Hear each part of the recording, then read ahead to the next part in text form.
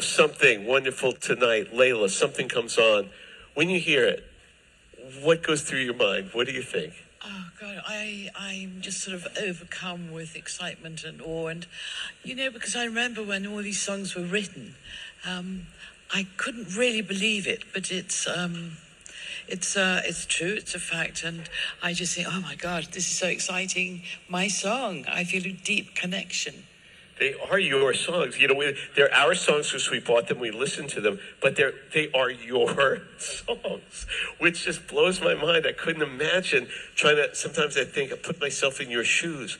What is it like walking through a store and it's playing? And does it ever take you back to the time? Do you think about the era and the time in writing it? Yeah, I do sometimes, absolutely. I mean, in a way, what you're saying, it sounds as if I'd written them, but, I'm just the recipient, lucky me, on the other hand. There's a famous quote, Mark Lewisohn, to Helen, the face who launched 1,000 ships. I've always said to Patty, whose beautiful face and countenance and personality launched the greatest rock love songs we'll ever know. Fair to say? Yeah. Yes. Mark, tell me in the last year, Mark Lewisohn, anything that has come out in the last year that has blown your mind, that has changed for you, that you didn't know? Oh, hello. I don't know. Can I think about that? Absolutely. I mean, I'm learning stuff on a daily basis still. There was a photo that came up a few months ago of the Beatles in the Cavern, a photo that we hadn't seen before.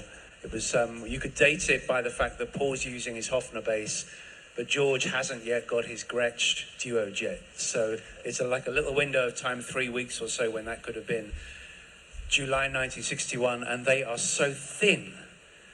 I knew that there was a letter from Jim McCartney to someone saying when Paul got back from Hamburg, he was very thin because they'd worked such long hours and all that. But to see the picture, it was like, they were emaciated.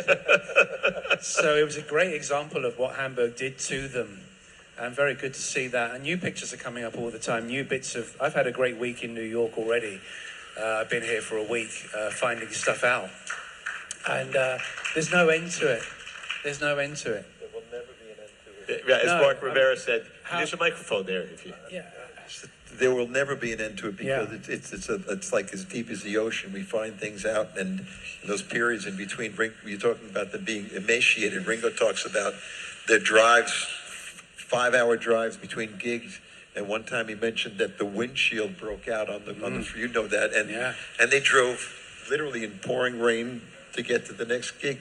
There was no sitting around. So I can't even imagine.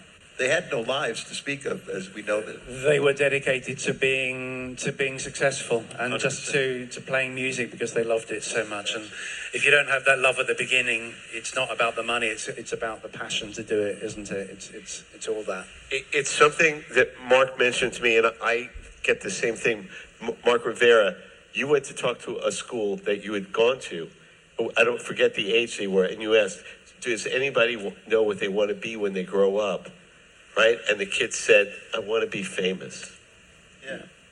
And they said, well, the funny thing is now when people ask young people, and I went to the high school performing arts from the age 14 the same 17. High school. And we all knew, we had an idea what we wanted. There were dancers, actors, and musicians.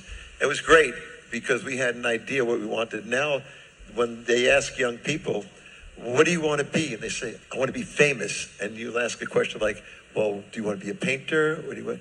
No, like the Kardashians. I want to be famous. And famous for being famous. It's sad, but